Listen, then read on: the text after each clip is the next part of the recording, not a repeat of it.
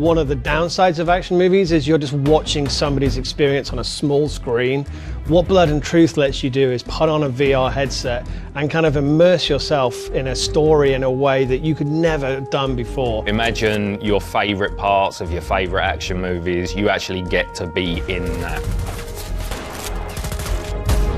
London studio worked on VR Worlds, and one of the more popular parts of that was a game called The London Heist. It had action, it had drama, it had gunplay, but it was very much like a demo. What we wanted to do is take that, turn it into a full game. So everything that was in The London Heist, the object interactions, lighting cigars, shootouts, we want to take it to, well, beyond the next degree. Dial it up to 11 and just really kind of amp up the action. London Heist was kind of like our love letter to the classic Cockney gangster movies. When we started the project of Blood and Truth, our inspiration was way more kind of classic action movies. In Hollywood terms, it's very much a big blockbuster.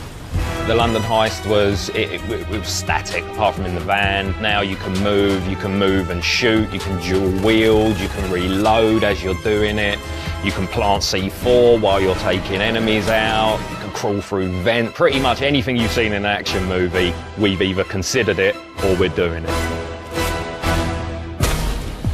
When you're playing the game in VR, it's more immersive than any other first-person shooter. You get to feel like you're there, and when you're kind of hunkered down and you're under fire and there's grenades flying in, you feel the intensity and pressure in a way that no other game lets you do. Someone throws a grenade at you, you just pick it up, throw it straight back. You really feel like the action hero.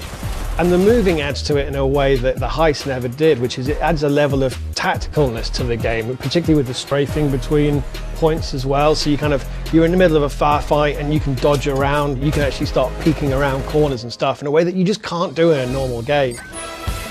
Blood and Truth definitely immerses you in a way that no other action game has done before. It makes you really feel like an action hero.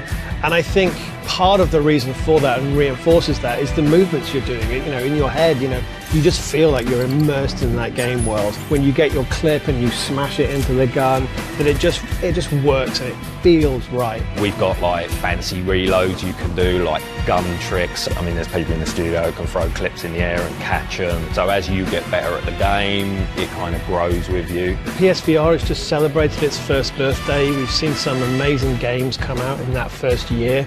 I think for us, Blood and Truth shows the potential of what could be coming next. I think these bigger, more blockbuster titles that really push the boundaries of what it is to kind of be in VR. It's like a compendium of all the best bits of all the action films and games that we love to play, and we've just put them all together. We've only shown one location. We've got a load more levels that kind of showcase the glamour and grit of modern day London. We're just scratching the surface over kind of what we've got and what we're working on behind the scenes, and there's definitely more to come in the future.